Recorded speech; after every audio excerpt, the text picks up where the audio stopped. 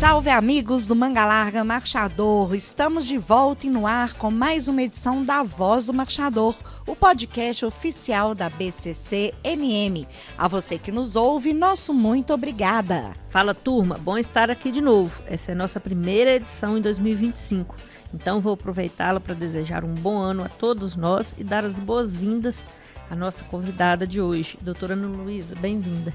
Obrigada pelo convite, um prazer estar aqui, iniciando 2025 no Manga Larga Marchador. Um prazer recebê-la e vamos bater um papo super descontraído, porque, gente, a Ana é médica veterinária, professora universitária e veio falar desse tema muito pertinente para essa época do ano, o cuidado com os potros neonatos, né?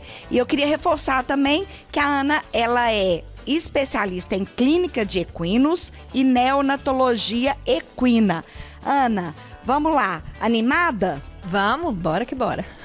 Ana, fala pra gente um pouquinho, até que período da vida o potro pode ser chamado de neonato? Esse conceito ele tem muita briga na literatura, né? Mas o consenso atual que a gente tem é que a gente tem o conceito de neonato inicial, que é até 72 horas de vida, e neonato tardio, que é até 30 dias de vida. Então, até 30 dias a gente pode chamar esse potro de neonato. Esse período inicial seria o período mais crítico? Isso, essas primeiras 72 horas seriam um momento, né? Seria um momento aqui mais crítico em relação às questões de adaptação de vida extrauterina e da necessidade de ter um cuidado veterinário próximo para a gente identificar alterações que mereçam atendimento, como, por exemplo, alterações congênitas, alterações de algum problema de nascimento. Então, é uma época aí interessante da gente ter esse tipo de observação, da gente ter esse tipo de abordagem para evitar uma mortalidade pediátrica muito grande no Aras. Em que momento deve começar o planejamento para essa fase e o que deve ser incluído nesse planejamento? Bom, o planejamento ele vai começar lá na matriz, lá na receptora, né, lá na gestação. Então, o potro ele vai nascer saudável se a mãe que está gestando ele está saudável, né? Então, esse acompanhamento ele vem, né? Hoje a gente está criando uma cultura de acompanhamento gestacional nas éguas, então faça acompanhamento com ultrassom, com exame clínico de mês em mês, principalmente no terço final. Então a gente consegue avaliar aqui algumas questões placentárias, de líquidos fetais, viabilidade do feto, tamanho do feto, ver se ele está crescendo de forma adequada. E isso tudo faz com que a gente já tenha, né, uma previsão se esse feto vai ter alguma intercorrência no nascimento ou não. Então, nessa questão de acompanhamento gestacional, isso é muito importante. E também as questões da saúde da égua, né? Então, éguas bem alimentadas, que não sejam obesas, né? E que também não sejam magras demais. Isso também vai garantir com que a gente tenha a possibilidade de um potro saudável nascer muito maior. Quais são os primeiros cuidados, as primeiras avaliações do potrinho e que intercorrências podem acontecer nesse período? Bom, nas primeiras 24 horas de vida, é muito importante que esse potro ele seja avaliado por um médico veterinário. Para fazer um exame clínico completo, a gente entender que fazer a primeira cura de umbigo, a gente fazer um exame clínico para definir se existe algum tipo de anormalidade congênita, se existe algum tipo de má adaptação pós-parto, que esse potro precisa também de uma intervenção, às vezes simples, que pode ser feita na própria propriedade.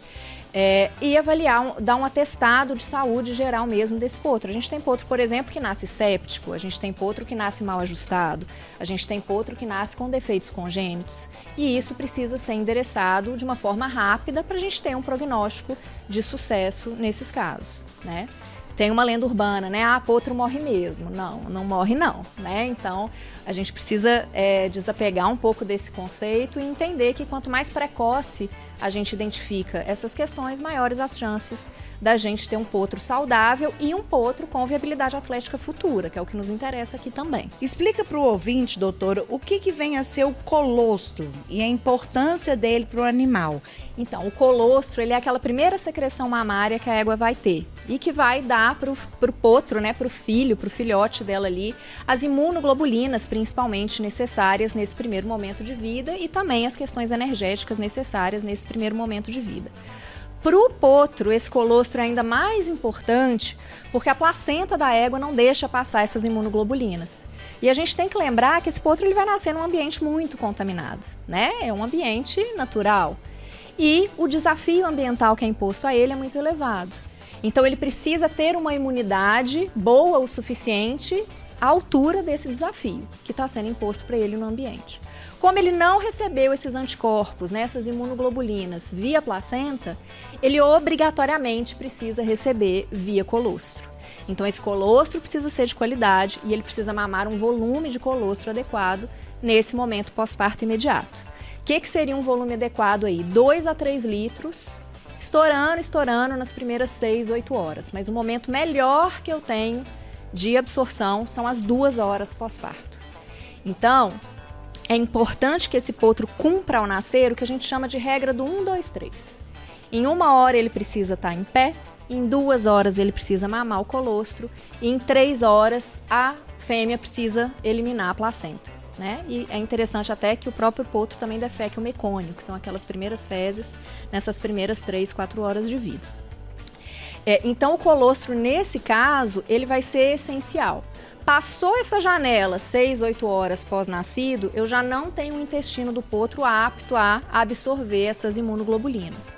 Então eu vou precisar lançar mão de outras estratégias, como por exemplo, transfusão de plasma, tá?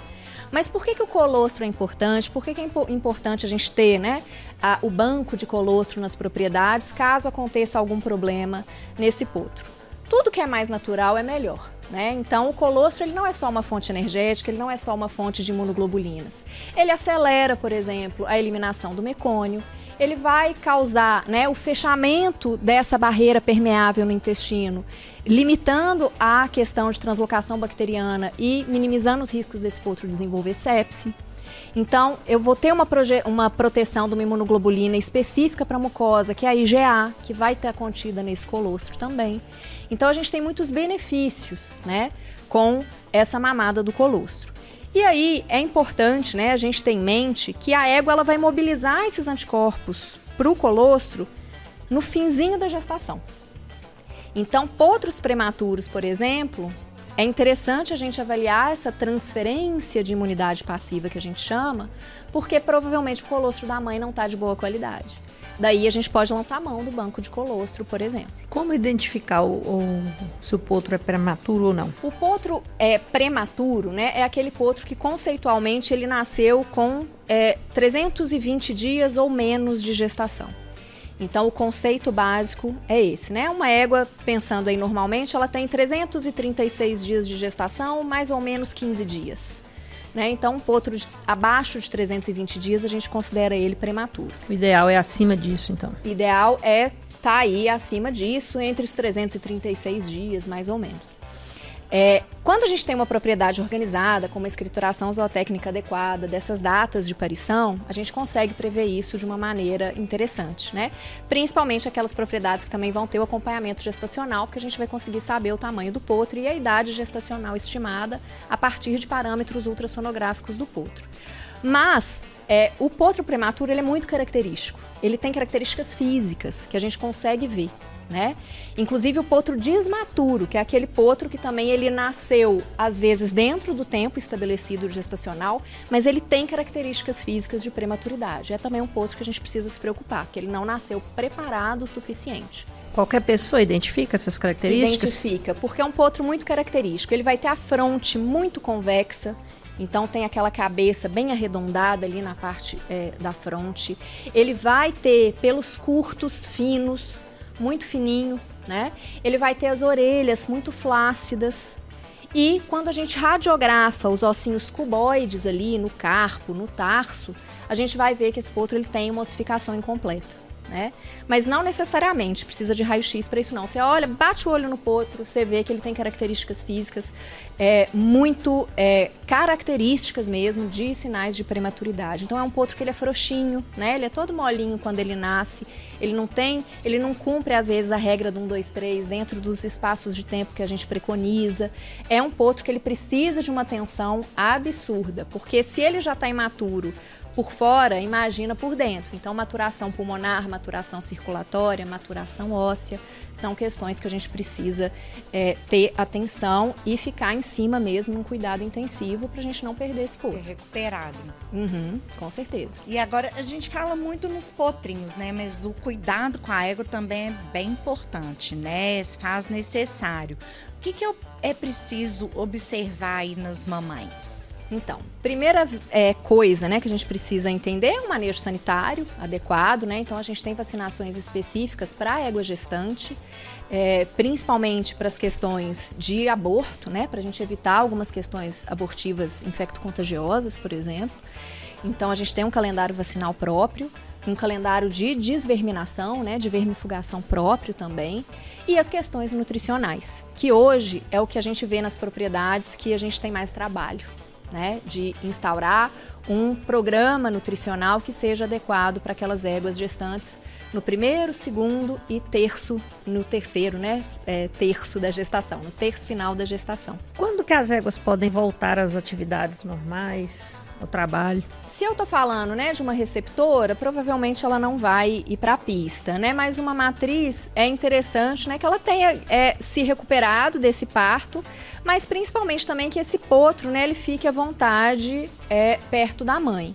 Então, esse potro ele vai desmamar por volta de 5, 6 meses de vida. Então, é interessante que essa mãe fique com esse potro, né, dando esse aporte para esse potro com 5 a 6 meses de vida, porque a separação disso, né, numa competição é complicado, né, vai gerar uma ansiedade na mãe e no potro que pode ser deletéria aí para algumas questões. E se eu tirar, às vezes, essa mãe de um potro para levar ela para uma competição e esse potro ficar, às vezes ela pode até negar esse potro quando voltar, né? Então, a gente perde esse imprinting materno-fetal aí, materno com o potro, né? Essa identificação da mãe com o potro, e a gente vai ter um potro desmamado, que às vezes não está na hora dele desmamar. Então, a gente vai ter problema aí no manuseio desse potro órfão, né? Praticamente. Então, esse potrinho para de mamar quando? O ideal, assim, são 6 meses, né, pós-nascido. Que aí ele já vai estar já se alimentando de outras coisas, ele já vai ter dentes nascidos o suficiente para ele conseguir mastigar o que ele precisa mastigar, absorver o que ele conseguir absorver. Já vai ter um seco maduro, que já vai estar ali com uma colonização de microbiota interessante. Mas, dependendo de alguns casos, a gente pode ter a opção de fazer alguns desmames prematuros a partir de 4 meses de vida, por exemplo, né? Então, às vezes, são potros muito grandes, que já estão começando a ter até deformidade, porque eles estão agachando para tentar achar o úbere da égua. Às vezes, são potros, né? Que a égua, a receptora ou a matriz, está muito sentida, né? Está emagrecendo muito e a gente precisa fazer esse desmame pelo bem da égua. Então, a partir de 4 meses, a gente consegue fazer isso. O ideal, 6 meses de idade, seguindo o fisiológico aí. Tem propriedade que deixa a cargo das próprias éguas. Então, as próprias éguas desmamam os potros, às vezes, com 8 meses, 11 meses de idade. Mas, se a gente for fazer esse desmame, 6 meses de idade é uma data ideal. Vai variar aí dentro de cada propriedade, mas é uma data que a gente já tem segurança, né, para fazer esse desmame. Doutora, a cura do umbigo, que é um cuidado específico do pós-nascimento. Fala um pouquinho disso. A cura de umbigo ela é bem importante e ela é um tema também que gera muito debate, né? Porque a maioria das pessoas faz ela errado. Então, a maioria das pessoas utiliza aquele iodo a 10%, né? E não é para a gente utilizar esse iodo dessa forma. A gente precisa diluir esse iodo. Por quê? O iodo a 10% ele é extremamente cáustico. Então, ele mumifica ali aquele coto umbilical e, às vezes, isso vira uma porta de entrada na base do umbigo ali. Para eu ter... Ele resseca por fora, mas por dentro eu tenho uma porta de entrada ali de agentes microbianos, né? Então, eu preciso diluir esse iodo, né? 2,5% a 5%, para eu fazer essa cura de forma adequada, tá?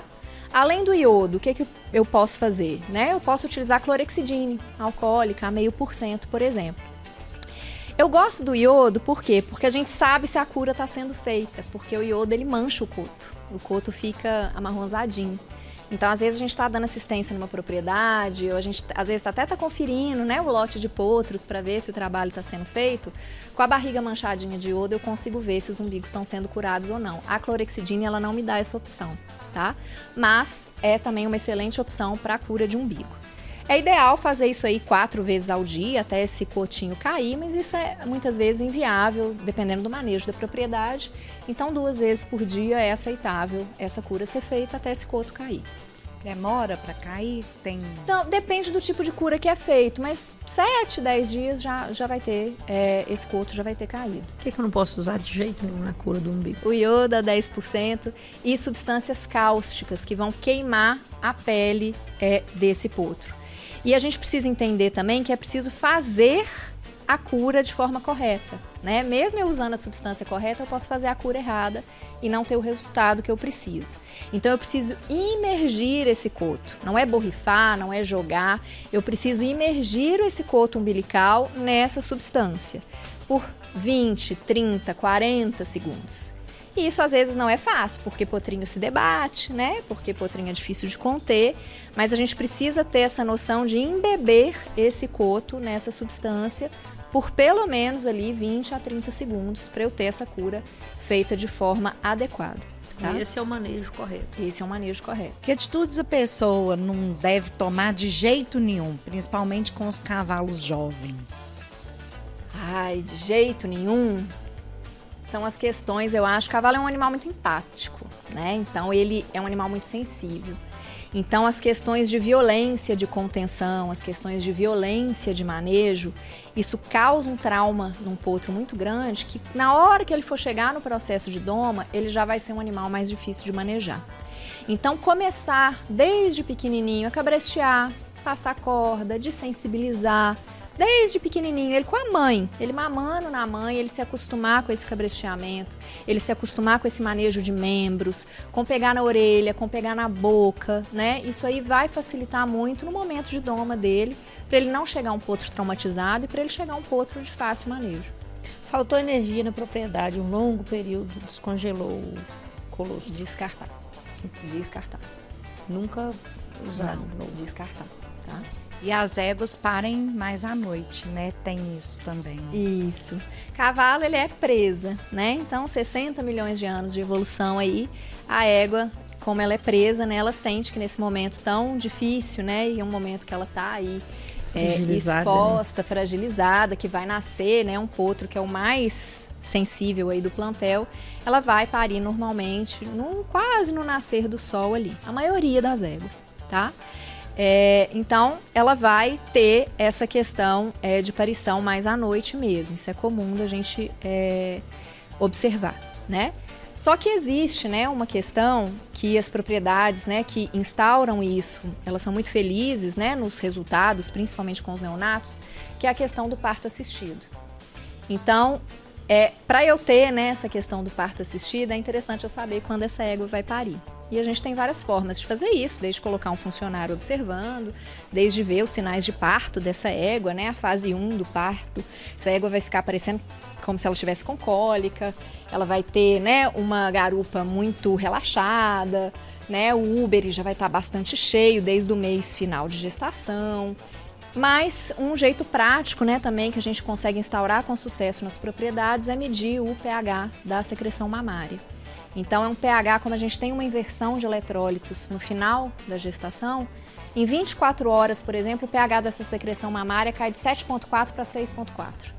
Então, eu já sei que essa égua vai parir hoje ou amanhã. Esse trabalho assistido é feito aonde? É dentro de baia, é na maternidade ao ar livre? Como é que é? Vai depender do manejo do aras, né? Tem aras que gosta que a égua faça aparição dentro de baia, então chega nesse momento, ela vai parir na baia até para ficar mais fácil, né, essas observações. E tem propriedade que vai ter os piquetes maternidades adequados para isso. E aí vai ter aí a questão do parto assistido acontecendo da forma que a infraestrutura e a mão de obra da propriedade permitirem, né? Eu acho só perigoso o parto em baia, porque às vezes a égua pare do ladinho da parede e às vezes o potro ele não consegue levantar, porque ele tá com a perninha virada para a parede. Então, se for em baia, tem que ser parto assistido mesmo, né? Mesmo, tendo alguém ali, tendo um funcionário ali, uma câmera que seja, para esse tipo não. Isso já aconteceu comigo 2 vezes. Ela já pariu, o potro ficou virado para a parede, não conseguiu desvirar sozinha, a gente teve que intervir, né? No piquete maternidade, a gente não tem tanto problema, mas eu já tive potro também que a mãe pariu perto da cerca, ele levantou do outro lado da cerca. E aí teve que intervir também, colocar ele perto da égua. Já nasce fazendo peripécias. Já, dando dor de cabeça, potro adora, O né? parto em baia tem uma manutenção específica na baia, a forragem da baia, algo assim? Tem, é necessário, né, que seja uma cama alta, então uma serragem de qualidade, uma cama de qualidade e que ela esteja bem limpa, né? Porque no piquete, querendo ou não, eu tenho espaço para esses dejetos se distribuírem, então eu tenho uma carga microbiana concentrada ali menor, né? Óbvio, dependendo da higienização desse piquete também, né? Mas a baia, como ela é muito pequena, né? Eu tenho ali um desafio ambiental que vai ser grande para esse potro, com secreção, com dejeto, e isso precisa ser endereçado. Então tem que ser uma cama muito limpa, alta, confortável para a égua, né? Que convide a égua, por exemplo, a se deitar, que convide a égua, né, a ficar confortável ali, para ela ter esse momento de parição, né? Momento de parição para a égua, a gente tem que ser um momento de paz, né? O estresse, ele atrapalha muito as questões endocrinológicas de desencadeamento de parto. Então, se eu estresso, às vezes, é uma égua que não está acostumada a ficar em baia e eu vou pôr ela na baia para parir, isso é um estresse que, às vezes, o custo-benefício não vai valer a pena, né? Eu vou ter um problema, às vezes, de fases de parto ali, que vai me dar, às vezes, mais dor de cabeça do que ajuda. Muito bom esse papo de hoje. Obrigada pela presença. Eu que agradeço. É sempre um prazer estar falando de potro. Estou à disposição sempre. Volte sempre. Estamos chegando ao final da Voz do Marchador. Agradecemos a sua audiência. Compartilhe conosco todo o conteúdo e siga as plataformas de comunicação da BCCMM. Doutora, obrigada por sua participação. Seja bem-vinda sempre. A Voz e as outras plataformas também, sempre com muito conteúdo legal, né? Tem muito conhecimento para compartilhar com a gente. Muito obrigada, viu? Eu que agradeço. Falar de potro é sempre bom. A Voz do Marchador é uma produção do Departamento de Jornalismo da BCCMM. Até a próxima!